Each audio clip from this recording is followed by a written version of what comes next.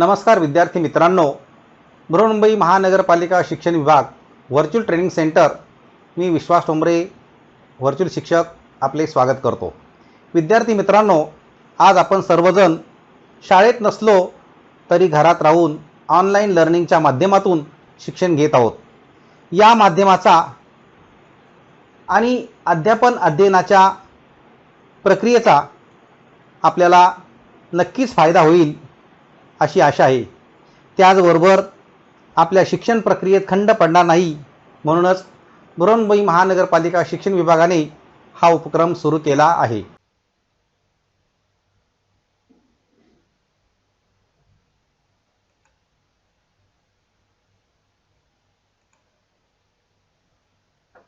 इयत्ता चौथी आपला विषय आहे मराठी भाषा। आपला आजचा घटक आहे मिठाचा शोध।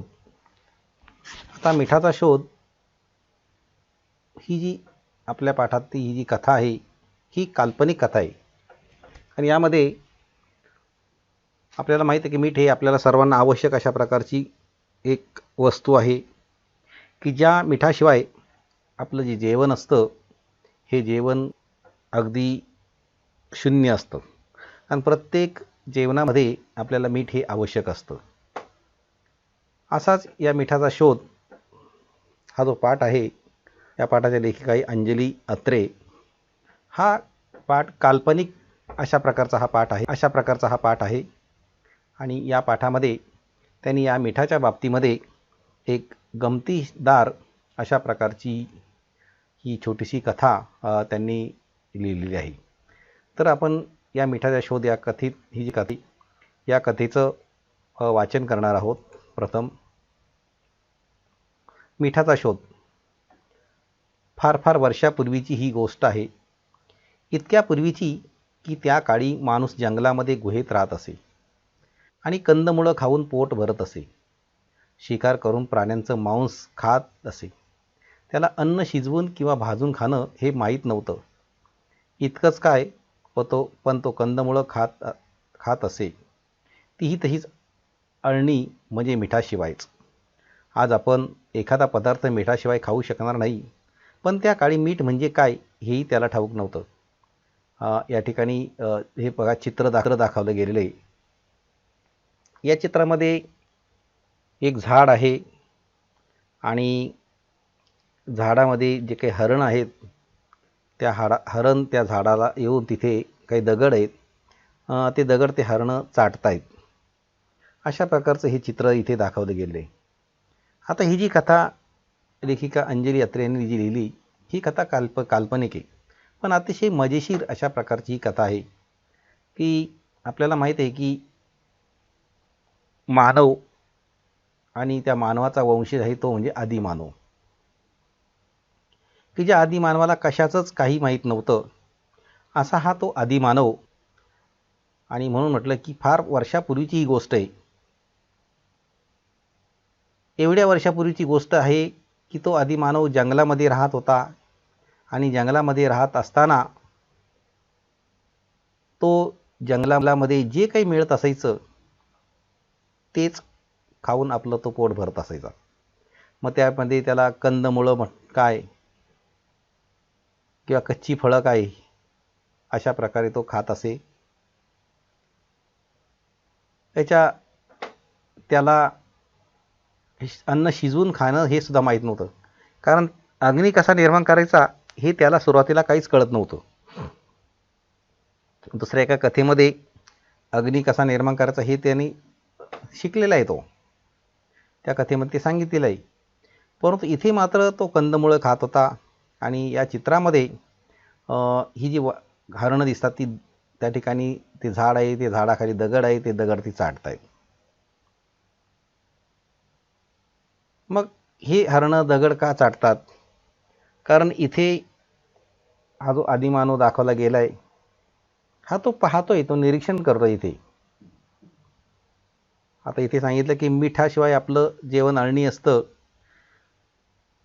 आणि त्या काळी तर मीठ म्हणजे काय हे सुद्धा त्याला माहीत नव्हतं। मीठ हा शब्दच माहीत नव्हता। मग एक दिवस काय झालं, एके दिवशी असं जंगलामध्ये भटकताना एका आदिमानवानं काही हरणांना ठराविक जागी एका झाडाच्या बुंध्यापाशी असणाऱ्या दगडांना चाटताना बघितलं. म्हणजे मागे जे चित्र दाखवले की त्या चित्रामध्ये तुम्ही पाहू शकता की जसं या ठिकाणी तो बसलेला आहे, ती हरणं दगड चाटतायत आणि म्हणून काय करतात ती त्या तो बघतोय ते. आणि मग पुढे झाडाच्या बुंध्यापाशी असणाऱ्या दगडांना चाटताना बघितलं. बरेच दिवस त्यानं या गोष्टीचं निरीक्षण केलं. त्याला खूप आश्चर्य वाटलं. मग त्याच्या मनात कुतूहल जागृत झालं. काय असेल बरं हे? का त्याच्या मनामध्ये काय जागृत झालं? कुतूहल. अरे काहीतरी हे एक वेगळं दिसतंय. आणि त्याला ती जाणून घ्यायची इच्छा निर्माण झालेली त्या ठिकाणी. का ही हरणं रोज का बरं या जागी हे दगड चाटतायत? आपणही बघूयात का चाटून? आणि त्याला आश्चर्य वाटायला लागलं. आणि ते आश्चर्य तो आता असं करू लागला की आपण सुद्धा हा दगड चाटून बघितलं तर काय होईल बघूया. आणि मग त्याच्या मनात शंका आली आणि लगेच त्या शंकेचं समाधान करण्यासाठी त्यानं तेच दगड चाटून पाहिले. तर काय, एक वेगळीच पण मजेदार चव त्याच्या जिभेवर रेंगाळायला लागली.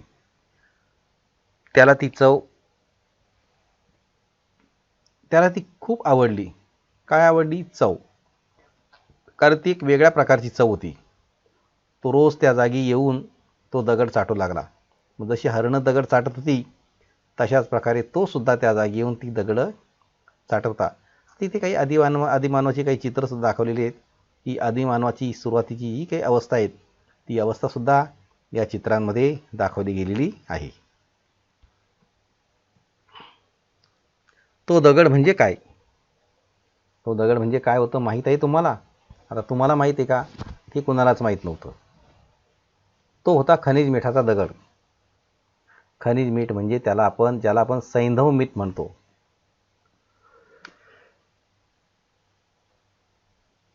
आता हे खनिज मीठ म्हणजे काय? आता आज आपण त्याला सैंधव मीठ म्हणजे म्हणतो किंवा काळं मीठ म्हणत असतो. आणि हे जे सैंधव मीठ, काळं मीठ आहे, हे आपण याला चटपटीमध्ये या मिठाचा वापर केला जातो. कारण ते चवीला चांगलं असतं. त्यानंतर त्याला एक युक्ती सुचली. त्या दगडाचे त्यानं तुकडे केले. दोन नाही केले, त्याने तुकडे केले. आणि ते तुकडे आपल्या गुहेत नेऊन ठेवले. तो राहत होता कुठे? गुहेमध्ये. आणि म्हणून त्याने तुकडे काय केले? ते आपल्या गुहेमध्ये नेऊन ठेवलेले आहेत. आणि कंदमुळं खाताना रोज थोडा थोडा दगड चाटू लागला. आणि जेव्हा तो जंगलातून तो कंदमुळं आणायचा आणि तो त्या ठिकाणी येऊन त्या गुहेमध्ये येऊन तो खात असे. मग त्या कंदमुळं खात असतानाच तो काय करायचा? तो थोडा थोडा दगडसुद्धा चाटत होता. त्याला आता जेवणात खूप मजा येऊ लागली होती. कारण तो खारटपणा त्या मिठाचा,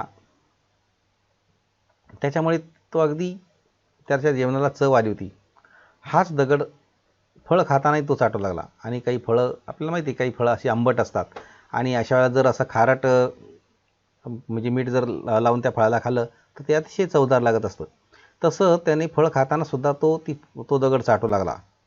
असे खूप दिवस गेले आणि एके दिवशी ते तुकडे संपले. आणि शेवटी ते तुकडे त्याने आणले होते आणि मग ते संपले. मग त्यानं आधीच्या जागेवरून आणखी दगड आणले. आता ज्या ठिकाणाहून त्याला ते दगड मिळाले तिथून त्याने आणखीन काही दगड आणले.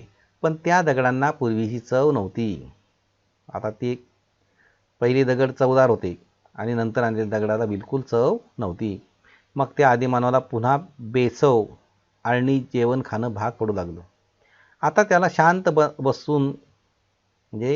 त्याला शांतपणे बसून राहावे ना.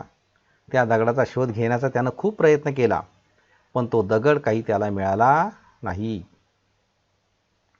म्हणजे बघा, त्याने ते दगड आणले परंतु ते त्याला मिळालेच नाही. शेवटी त्याने त्या दगडाचा खूप शोध घेतलेला आहे. आणि मग त्याच्यापुढे प्रश्न निर्माण झाला, आता काय बरं करावं? असा विचार करताना चालत चालत तो त्या जंगलाच्या टोकापाशी, म्हणजे जिथे जंगल संपतं अशा जागेवर येऊन ठेपला. म्हणजे काय झालं? ज्या ठिकाणी जंगल संपलं त्या ठिकाणी तो येऊन ठेपलेला आहे. त्या ठिकाणी तो आलेला आहे. तिथे ते जंगल संपलं होतं. पुढे काय झालं?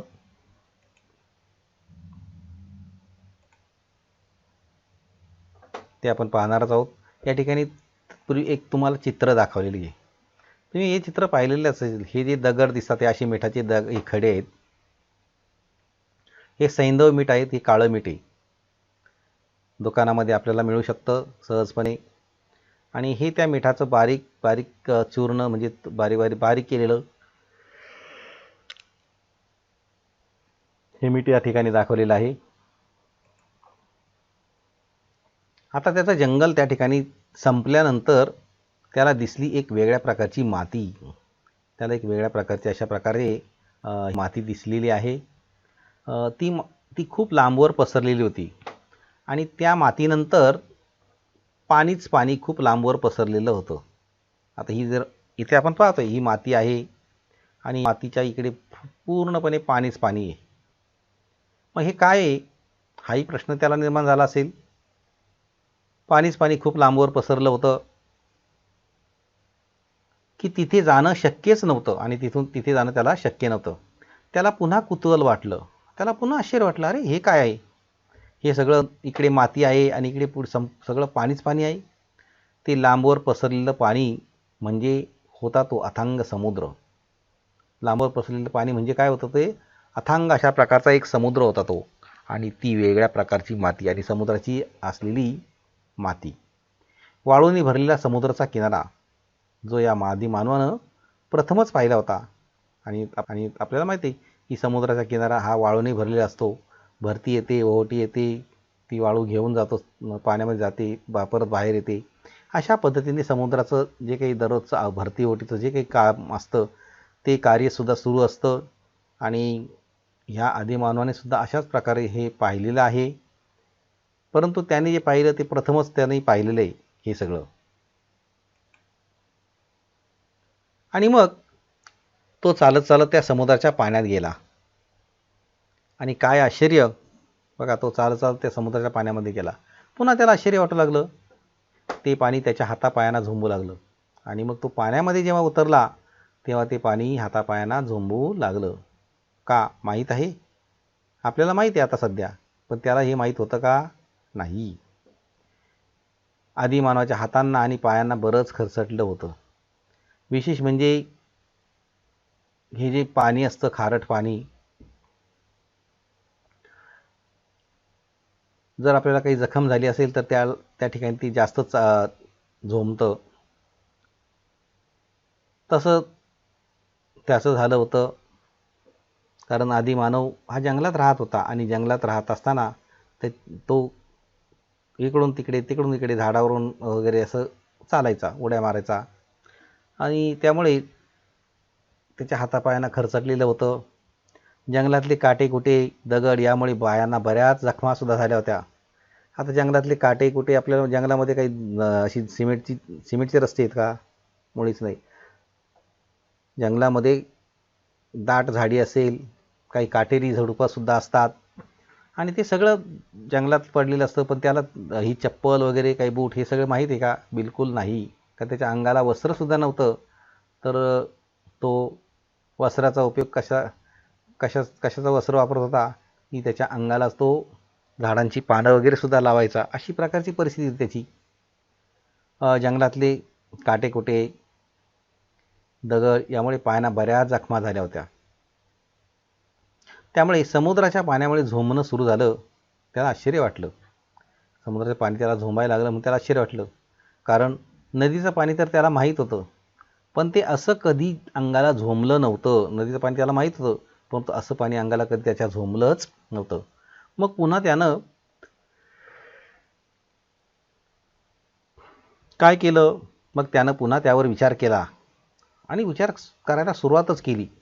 त्यानं थोडं पाणी पिऊन पाहिलं. ते पाणी त्याने घेतलं आणि पिऊन पाहिलं. काय आश्चर्य! ती चव त्याला ओळखीची वाटली. त्याला खूप आनंद झाला. कारण का? जे मीठ जो दगड तो चाटत होता त्या चाटलेल्या दगडाची चव आणि ह्या पाण्याची चव ही जवळजवळ त्याला सारखीच वाटली आणि म्हणून त्याला आनंद झाला होता. खनिज मिठाचा जो दगड त्यानं चाटला होता तशी चव या पाण्याची होती आणि म्हणून त्याला तो काय झाला होता? आनंद झाला होता. मग त्यानं विचार केला काय विचार केला त्याने,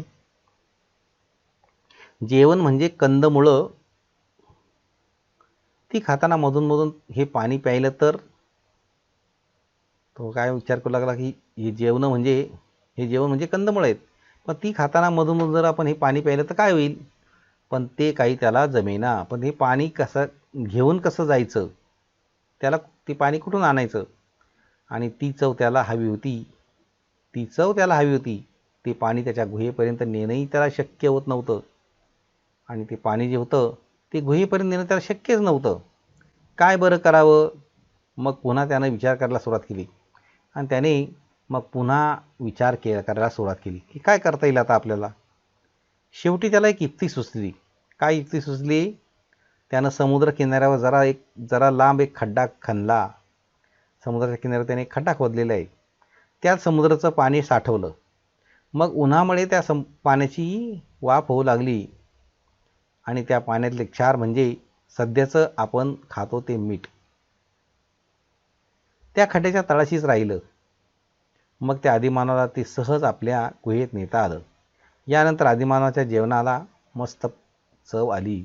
म्हणजे बघा, त्याने शेवटी डोकं वापरलंच त्याचं, की समुद्राच्या किनारी त्याने खड्डा खोदला, त्याच्यामध्ये ते पाणी साठवलं, आणि मग त्या साठवलेल्या पाण्यामुळे काय झाले, उन्हामुळे त्या पाण्याची वाफ झाली, पाण्यातले क्षार निघून गेले, आणि अशा प्रकारे त्याला ते आदिमानवाला ते आपल्या गुहेमध्ये घेऊन जाता आलं, की जे आपण आज मीठ खातोय ते. त्याचं जेवणसुद्धा मस्त झालं. अशा प्रकारे लेखिका अंजली म्हात्रे यांनी अतिशय सुंदर अशा पद्धतीनं ही कथा, छोटीशी कथा, काल्पनिक आहे पण छान आहे, ती लिहिलेली आहे. आता आपण या कथेमध्ये काही प्रश्न दिलेले ते बघूया. इथे काही शब्दसुद्धा दिलेले. ती अळणी, आपण घरामध्ये म्हणतो अळणी बरं का, मग अळणी म्हणजे मिठाशिवाय बनवलेले आणि चव नसलेलं. मग अळणी असलेलं आपण त्याच्यामध्ये मीठ घालतो. कुतूहल, उत्सुकता, आपण एखादी गोष्ट जर आपल्याला पाहायची असेल, त्याला आपण हे मला बघायचे मला दाखव ना, त्याला एक उत्सुकता असते. म्हणजे इथे एखादी गोष्ट जाणून घेण्याची इच्छाशक्ती. युक्ती म्हणजे कल्पना. अशा प्रकारचे काही नवीन शब्द इथे आलेले आहेत. आणि या पाठाशिवाय जसं मिठागर म्हटलं, काय हे मिठागर दिसतं इथे. या ठिकाणी समुद्राचं पाणी साठवलं जातं, खाडीचं मिठागर म्हणतात त्या ठिकाणी त्याला, आणि मग ते मीठ गोळा केलं जातं. अशा प्रकारे आपण या चित्रामध्ये बघू शकतो. आता इथे काही प्रश्न दिलेले आहेत. प्रश्न बघा. पूर्वीच्या काळी माणूस कुठे राहत असे. आता पूर्वीच्या काळी माणूस कुठे राहत होता, कारण तो आदिमानव होता, म्हणजे तो जंगलात गुहेमध्ये राहत होता.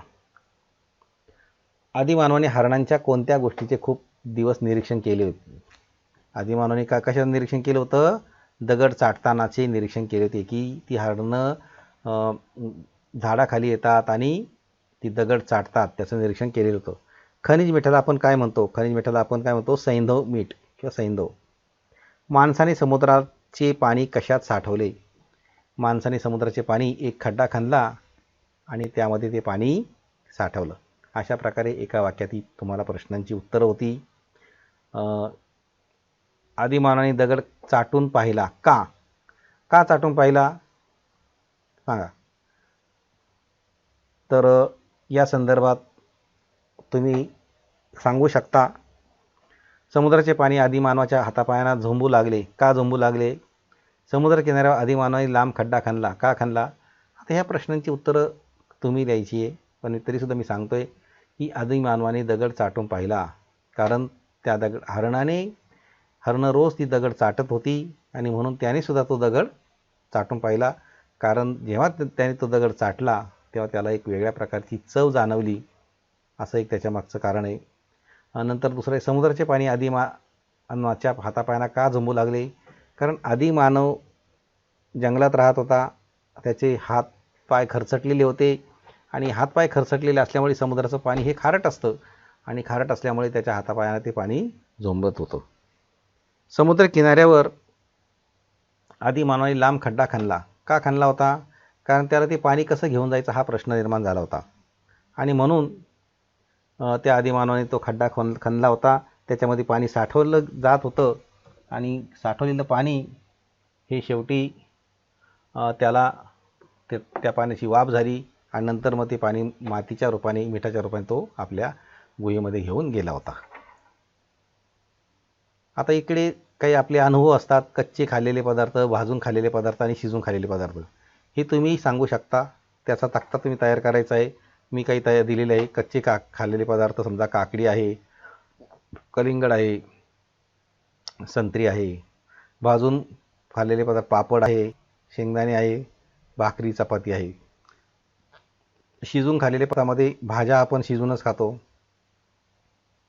उसळी, फळभाज्या असतात त्याही शिजून खातो. तर अशा प्रकारे आपण फळे, कच्चे खाल्लेले पदार्थामध्ये आपण फळे आहेत, भाजून खाल्लेल्यामध्ये चणे आहेत आणखी, आणि शिजून खाल्लेल्यामध्ये सगळ्या प्रकारच्या भाज्या. हा अनुभव आपण प्रत्यक्षात रोजच घेत असतो. याची आणखीन यादी तुम्ही तयार करायची आहे. काही समानार्थी शब्द दिलेत इथे थोडेसे. काही जंगल, जंगलला समानार्थी शब्द वन, झाड, वृक्ष, लांब दूर, दिवस दिन, समुद्र, सागर, पाणी, जल. अशा प्रकारचे काही शब्दसुद्धा तुम्ही या पाठातले काही शब्दसुद्धा शोधायचे आहेत. आणखी आले तर निरीक्षण करणे, कुतूहल वाटणे, अंगाला झोंबणे याचं वाक्यात उपयोग करायचा आहे. निरीक्षण करणे एक वाक्य दिले, त्याचं वाक्यात उपयोग. आज सर्वांनी बागेतील प्राण्यांचे निरीक्षण केले. कुतूहल वाटणे याचं वाक्य बनवायचं आहे आपल्याला. बागेत एक मोठा हत्ती पाहून सर्वांना कुतूहल वाटते. अंगाला झोंबणे, पहाटेचा वारा अंगाला झोंबत होता. तर अशा प्रकारे इथे आपण शब्द पाहिलेले आहेत. नंतर मीठ या शब्दासोबत बाणाने दाखवलेला एक शब्द घेऊन वाक्प्रचार तयार करा. त्याचा अर्थ समजावून घेऊन वाक्यात उपयोग करा. आता इथे असाच एक शब्द आहे, जसं आपण म्हणतो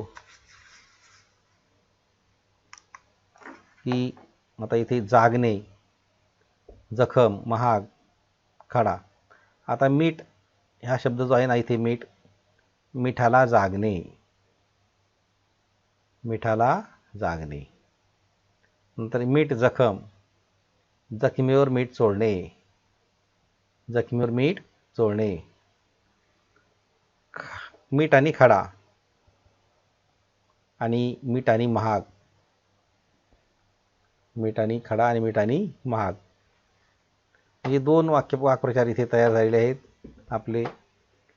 जसं मिठाला जागणे हा जो आहे की म्हणजे जे काही आपण दिलेलं असतं कोणाला आणि त्याची परतफेड जेव्हा करण्याची वेळ येते तेव्हा त्या व्यक्तीने ती केलेली असते. म्हणजे मिठाला जागणे, केलेल्या कामाला.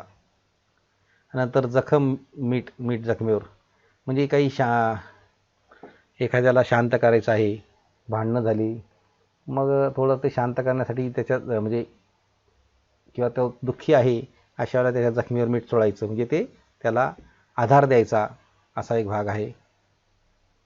म्हणजे अशा प्रकारे या एक एक शब्द घेऊन इथे वाक्प्रचार तयार होतो आणि त्याचं वाक्यसुद्धा आपण करू शकता. कोणकोणते पदार्थ कच्चे खाणे अधिक चांगले असते याविषयी माहिती मिळवायची. तुम्हाला मागाशी जो तक्ता दाखवलेला होता त्या तक्त्यामध्ये जे काही पदार्थ आहेत, जसं काकडी, गाजर, मुळा, बीट, फळे अशा प्रकारचे अनेक पदार्थ कच्चे खाऊ शकतो. कच्चे खाणं अधिक चांगलं आहे, त्याची आपण माहिती लिहायची आहे. आणि याशिवाय आणखीन जे काही पदार्थ आहेत त्यांचीसुद्धा आपण माहिती लिहू शकता. आता इथे निमंत्रण पत्रिका एक. पाळंदूरच्या शाळेतल्या विद्यार्थ्यांनी प्रदर्शनाला भेट देण्यासाठी गावकऱ्यांना निमंत्रण दिले. ग्रामपंचायत कार्यालयाजवळच्या सूचना फलकावर चौथीच्या मुलांनी काय लिहिले आहे ते काळजीपूर्वक वाचा. जाहीर निमंत्रण. पाळंदूरमधील सर्व लोकांसाठी दरवर्षीप्रमाणे आपल्या शाळेत म्हणजे जिल्हा परिषद प्राथमिक शाळा पाळंदूर येथे मुलांचा दिवस या उपक्रमांतर्गत प्रदर्शनीचे आयोजन केले आहे. इयत्ता 1ली ते 4थीच्या मुलांनी बनवलेल्या विविध वस्तू व भेटकार्डे, रेखाटलेले तक्ते, मातीकाम, चित्रे आणि शाळेच्या बागेत फुलवलेल्या भाज्या व फळे यांची प्रदर्शनी भरवली जाणार आहे. या कार्यक्रमासाठी लाखणीवरून विदर्भ आनंद शिक्षण मंडळाचे कार्यकर्ते श्री बालसू नागोटी आणि श्रीमती सुवर्णाताई गजभिये उपस्थित राहणार आहेत. ते कलाकुसरीच्या वस्तू बनवण्याचे प्रात्यक्षिक दाखवतील. तरी आपण सगळ्यांनी उपस्थित राहून आमचा उत्साह वाढवा ही विनंती. शनिवार दिनांक आणि ठिकाण जिल्हा परिषद प्राथमिक शाळा पाळंदूर. प्रदर्शनाची वेळ 10:30 ते 5:30, प्रात्यक्षिक 11:30 ते 1:30. खास आमंत्रण गेल्या वर्षी या सहलीची वैशिष्ट्यपूर्ण छायाचित्रे. आपले सर्व विद्यार्थी इयत्ता 4थीची प्रशाळा पाळंदूर. अशा प्रकारे ही एक निमंत्रण पत्रिका आपण सुद्धा आपल्या शाळेच्या स्तरावर तयार करू शकतो. कारण इथे आपण सध्या तरी आपण आपल्या शाळेचं जे नाव आहे तेच फक्त बदलायचं आहे, दिनांक टाकू शकतो, अशी पण करता येईल. किंवा तुमच्या मनाने सुद्धा आपण काही वाक्य याच्यामध्ये इथे प्रदर्शन भरलेलं आहे. तुम्ही आणखी काही वार्षिक क्रीडा महोत्सव किंवा काही पण त्याच्यात निमंत्रण देऊ शकता. आता हे निमंत्रण कोणी दिलं होतं? विद्यार्थ्यांनी. कार्यक्रमाचं स्वरूप काय होतं? त्या ठिकाणी विविध प्रकारच्या वस्तू बनवल्या होत्या, त्याचं प्रदर्शन भरवलं होतं. कार्यक्रमासाठी पाहुणे कुठून येणार होते? तर पाहुणे जे होते ते विदर्भ आनंद शिक्षण मंडळाचे कार्यकर्ते होते. या निमंत्रणाला जाहीर निमंत्रण असं का म्हटलं होतं? कारण ते सर्वांसाठी होतं. असा कार्यक्रम पाळंदूरच्या शाळेत गेल्या वर्षी झाला असेल का? ते कशावरून समजले? तर त्या ठिकाणी खास आकर्षण गेल्या वर्षीच्या सहलीची वैशिष्ट्यपूर्ण छायाचित्रे ह्या याच्यावर समजलं. आणि अशाच प्रकारे आपण सुद्धा आपल्या शाळेमध्ये एक प्रदर्शन भरू शकता आणि आपल्या शिक्षकांबरोबर तुम्ही चर्चा करू शकता. तुमचे ज्या ठिकाणी शाळा असेल त्या शाळेमध्ये आपल्या त्या ठिकाणी जे ग्रामस्थ असतात, जे गावकरी असतील, त्यांनासुद्धा तुम्ही तुमच्या कार्यक्रमाला बोलवू शकता. तर अशा पद्धतीने आपण हा पाठ या ठिकाणी बऱ्याचपैकी समजून घेतलेला आहे. आणि या पाठाशिवाय काही इतरही हे भाग आहे तो सुद्धा आपण यातला स्वाध्याय म्हणून पाहिलेला आहे.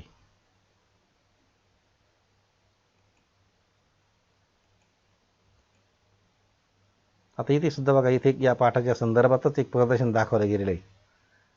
या प्रदर्शनाखालील खालील प्रसंगाचे मध्ये मुले काय बोलत आहेत याची कल्पना करून उत्तरे लिहा. गरज वाटल्यास शिक्षकांशी चर्चा करा.